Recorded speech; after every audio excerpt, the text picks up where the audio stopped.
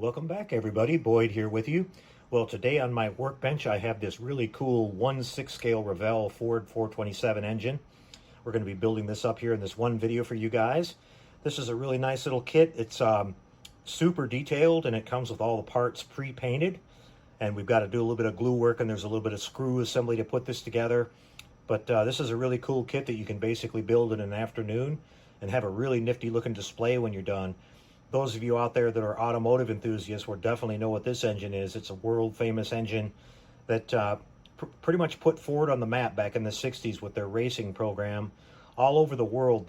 The first time that an American car won the 24 Hours of Le Mans was in 1966 with the famous Ford GT, and this was the engine that powered that car. Also the famous and iconic Shelby Cobra. This was the engine that basically made that car into the phenomena that it is today, and worth several hundred times what it originally sold for.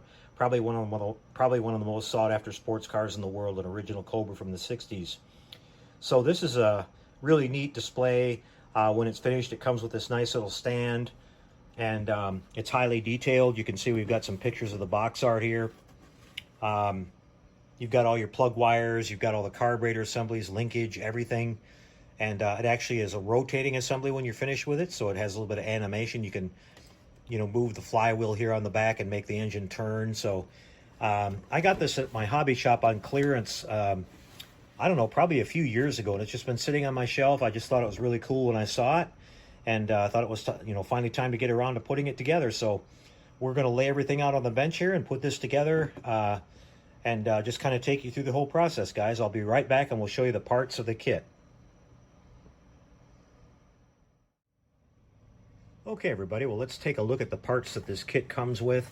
Up on top here we have the instruction sheet, and then the first kind of little parts tray here we have the intake manifold and the oil pan.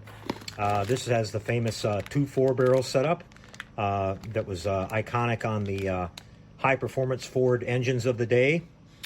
We have the next tray here, which is the pedestal the engine sits on with this really nice silk-screened Ford 427 logo on there. Got some nice kind of diamond plating raised detail on that looks really nice. Get the next one out of here. We start getting into the nitty-gritty here. Now here we have the main engine block and the rotating assembly. Now they've already done some kind of pre-assembly work here for you. You've got the a nice solid metal rod in there. You've got the flywheel on the front. The assembly does rotate, so you got your kind of, you can kind of use your thumb on this ring gear here to get this thing to spin over once you get it all put together. So that's kind of cool. Over here in this bag we have the really sweet looking dual 4-barrel air cleaner setup. Now they've got this set up with wing nuts on the top, so you can remove this and look at the carburetors. You've got that beautiful Ford 427 Thunderbird logo on there, really nicely done. The air cleaner itself even has some really cool detail on the filament with the fine silver mesh detail over top of the paper filament. Kind of hard to see here. You'll get a better look at it in just a second when we start working on it. Here's the valve covers, which were always very unique to this engine, had a special shape to them. They got that exactly right. That looks great. Here's more parts of the pedestal. Then over here we have this kind of long bag of different parts. Let's have a look at these. Looks like we have over here on the far right, we have our alternator, the power steering pump, the starter, alternator parts here, carburetor parts. Everything is separate. There's looks like there's several pieces of this carburetor to put together. It's all molded in this sort of goldish color, so we're definitely going to do a little bit of painting on this. The float bowls and everything were this color on the old Holly carburetors, but the main body was always sort of an aluminum color.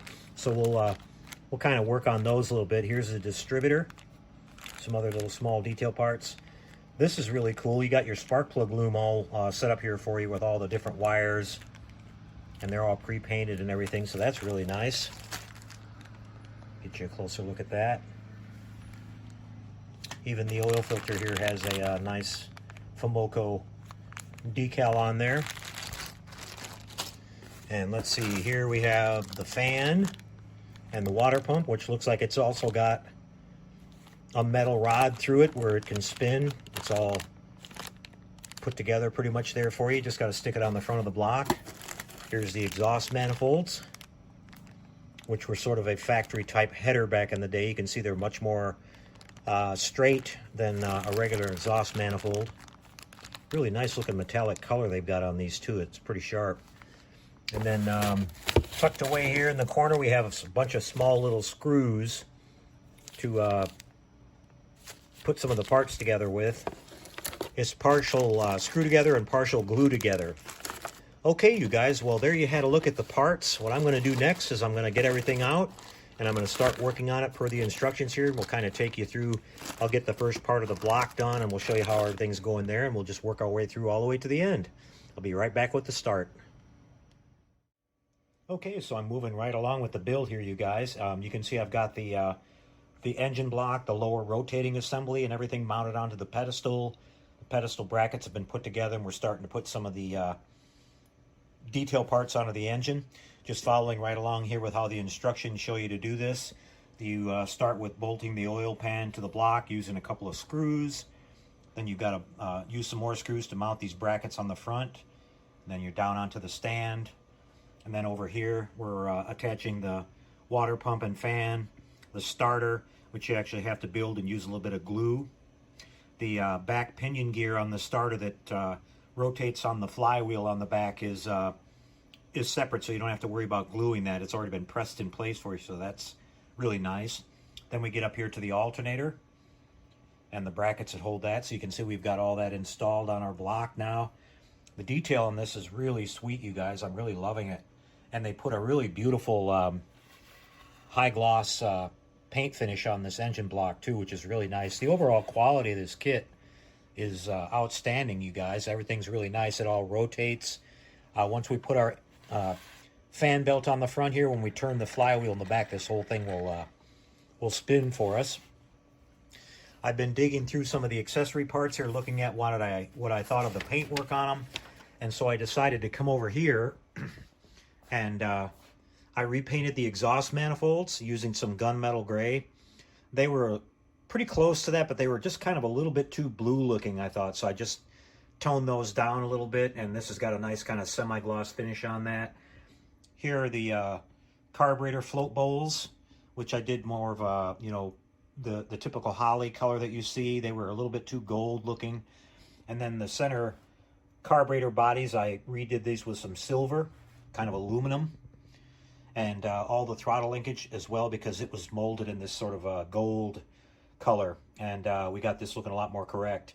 I'll be doing a little bit of gold accents on our little vacuum pots here, accelerator pumps. And then a black wash on the carburetor down the throat and everything to get that a little bit more detailed. So that's all looking pretty good. We got a bunch of throttle linkage over here that we repainted as well.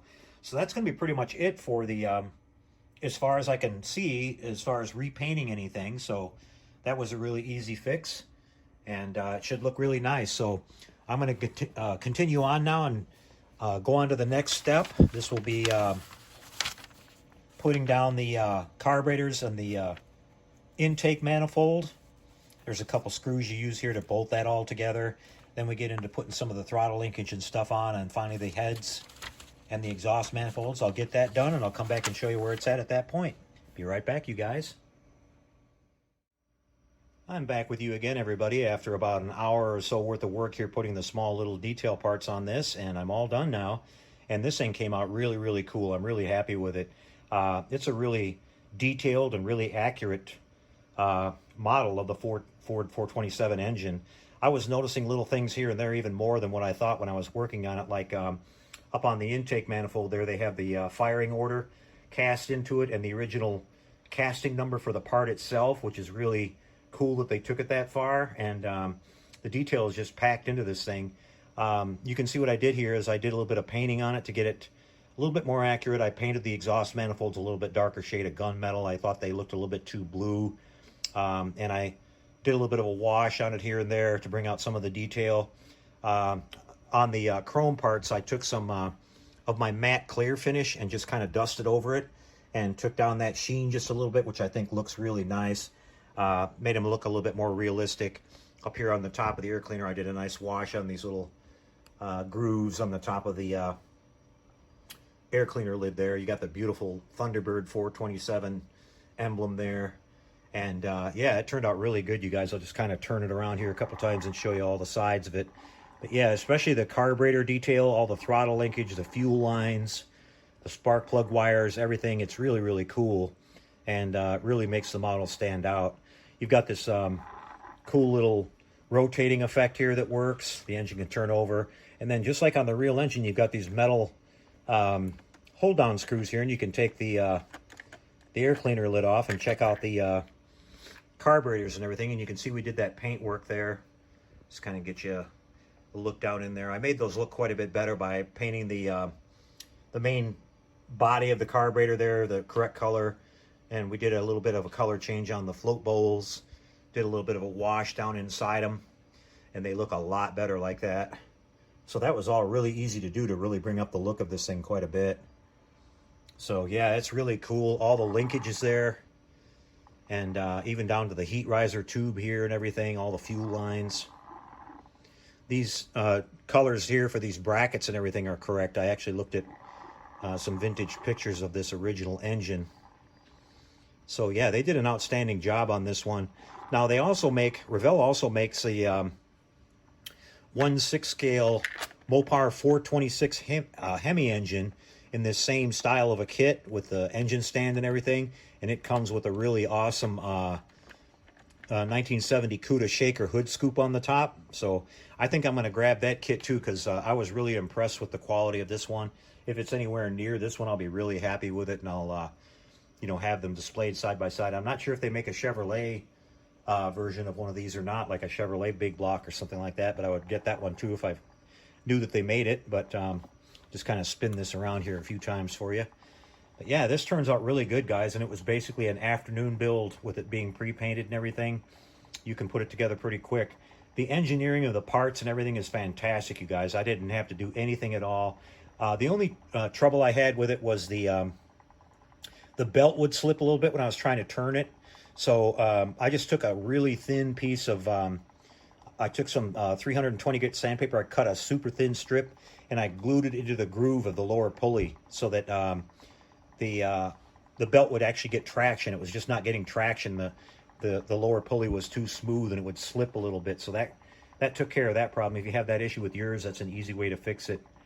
If you want, you know, the rotating part to work. So, you know, you could probably actually motorize this thing and have it spinning by itself and put some engine sound with it. That would be pretty cool. But there you have it, guys. That's the, let me shut this back off real quick. If I can, it's hard to do with one hand. That switch is so small. That's our Ford 427 engine. Had a blast building this, so, and definitely worth it. You know, you can find these for relatively cheap. They're pretty easy to get. And if you're an automotive enthusiast, like we said, you know, the cars of the 60s were works of art, well, so were the engines. You can see by looking at this, it's just beautiful to have it on display. Next closest thing you'll have to the real thing.